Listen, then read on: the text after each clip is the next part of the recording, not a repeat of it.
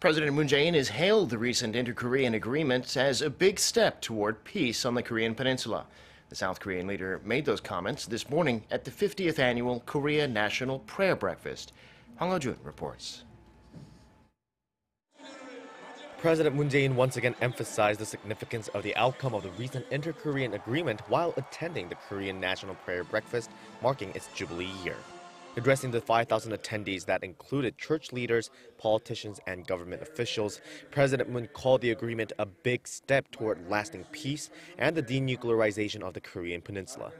The president's remarks come a couple days after his top security advisor Chung Eui-yong and the head of the nation's intelligence agency, Suh Hoon, returned from their high-profile trip to Pyongyang.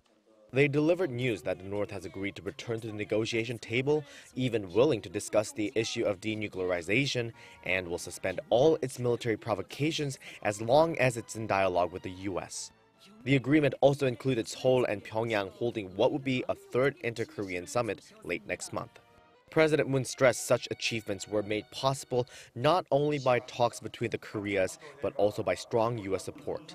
However, he noted there are still obstacles to overcome, which, according to President Moon, are scars that have not healed because of the prolonged conflict and antagonism between the two Koreas.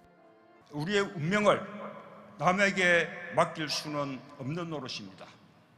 미국을 비롯한 국제사회와 함께 손잡고 북한과 대화하며 한 걸음 한 걸음씩 한반도의 평화와 번영을 위한 초석을 놓겠습니다. During the meeting, President Moon also expressed his gratitude for the role the Korean Church has played in South Korea's development and democratization and asked for the people's prayers for the future of the nation. Hwang Hojun, Arirang News.